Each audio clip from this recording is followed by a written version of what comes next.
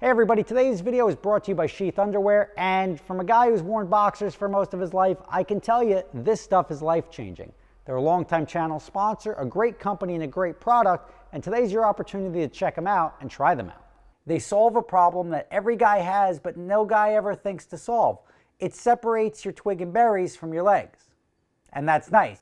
The company was started by a U.S. military veteran named Robert Patton. He was serving in Iraq, where you can imagine your balls may get pretty sweaty. It's hot over there, not very pleasant. It gave him the idea, and when he came back, he started this with a couple of Kickstarters, and boom, you've got the company to where it is today. It's a great product. You're going to love it. They make men's and women's underwear. This is not me just trying to convince you to buy it. This is me telling you to buy it because you're not going to regret it. So visit sheathunderwear.com. Use promo code SuperRob. It's going to save you 25% off your order. Not superspeedersRob, just SuperRob, like if I was Superman.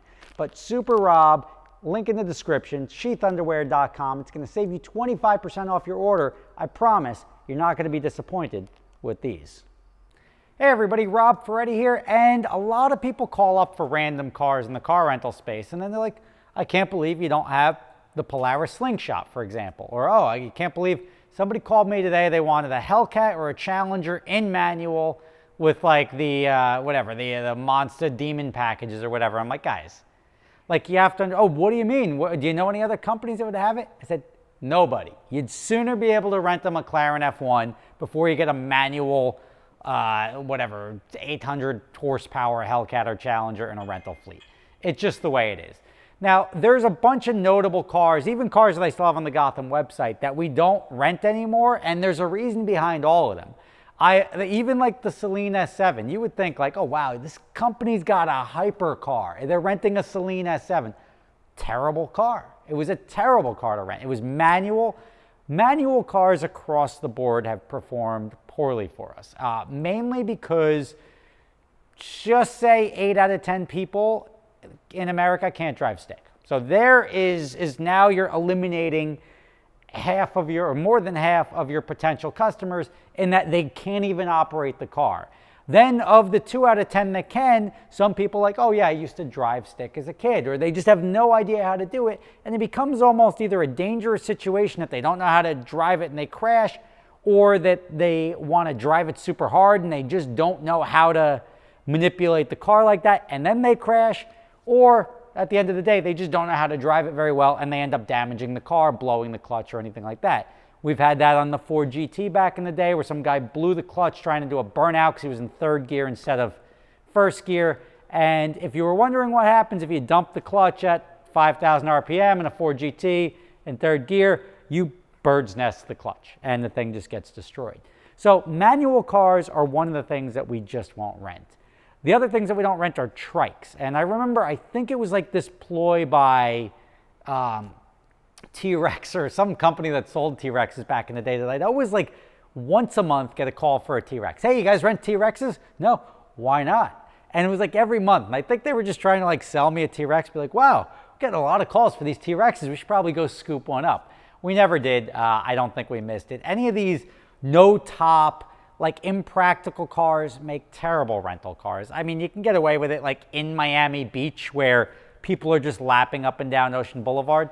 But in a seasonal market like New York, T-Rexes, Slingshots, all of these three-wheelers just doesn't really work. It's like those little like, I was up in Newport, Rhode Island this weekend. You got these little like bean cars, the little three-wheelers about the size of a, I don't know, like a red Flyer wagon.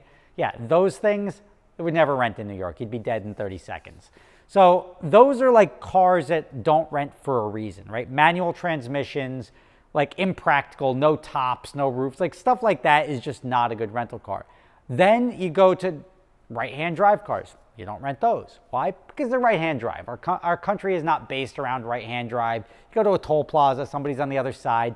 Just doesn't work. It's a novelty thing that the guy that wants to own that will own it to the death and will only drive right-hand drive cars because it's like, I'm so cool, let me back my way through the drive-through.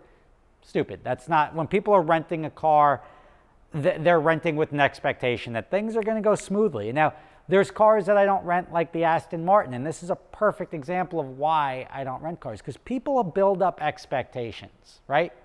People, they rent an Aston Martin. James Bond, man. Like this car is so cool. It's so slick. It sounds British engineering at its finest. They generally suck. Like Aston Martins, they're very lungy. The transmissions aren't very good. The brakes squeak. They don't stop very well. Like all of these things that they come back and they're like, this car stinks. Like you got such a crappy car. I'm like, no. That is the car. Our Aston Martin DB9s, I've had Vanquishes that kept chewing through transmissions. Every time it went through a clutch, it went through a $30,000 transmission. I drop a transmission in, goes through another transmission, but it's covered under warranty because it was inside a year. Then my other Aston Martin, I had 2 Vanquishes at the same time, did the same thing. I said, get them out of here. Don't want them. Upgraded to the much better DB9s. You know what? DB9 wasn't very much better. It's a push button, like it's very lungy. It's not smooth.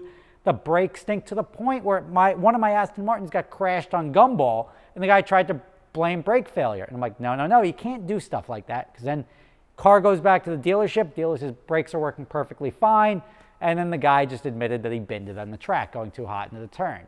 So it's just the Aston Martins, you build up this like James Bond, awesome performance, sexy like British touring car, and they're just not very good. So right now I'm starting at a disadvantage because people come in with this fantasy and you give them something and the reality doesn't match the fantasy.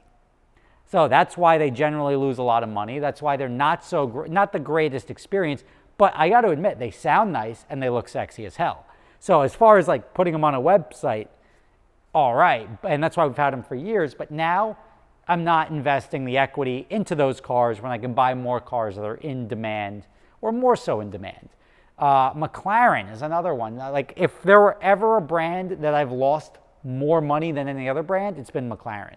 And it's very frustrating to me because McLaren makes such good cars. They perform so well, but they either lose a tremendous amount of value and depreciation because out of warranty, they're just absolute nightmares on the most part, like electrical issues and things are super expensive to fix. So you either buy one that's out of warranty for cheap, but then you have all these electrical issues or issues that cause the car to be down, or you buy a new one that's under warranty and the thing spends a lot of time in the shop, or you just lose a ton of money on depreciation. If you get a good car, you just lose a killing on depreciation, and that's the worst. So to buy a car for $300,000 and sell it for $160,000 after 2 years, it's just a huge kick in the gut. So no matter how much you're renting it, you're just trying to offset that depreciation. If for some reason it doesn't go out and the market softens up, now you're stuck with a car that you paid $300,000 for that's only worth $220,000, and you end up losing money. So that's why McLarens aren't in the fleet.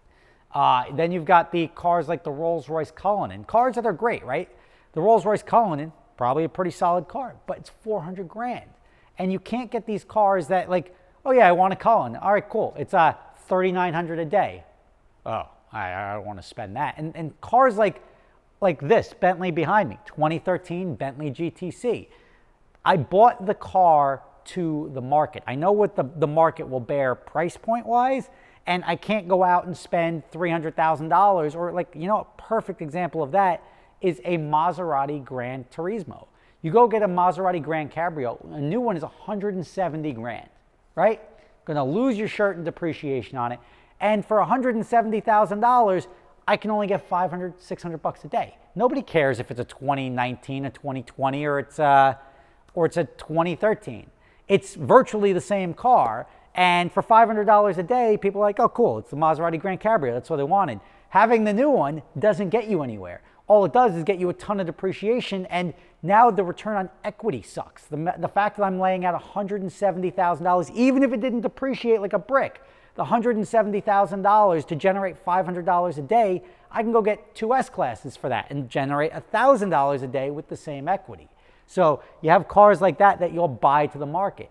There's cars that I love that just aren't as popular. The R8 is one of them. The R8 is a great car.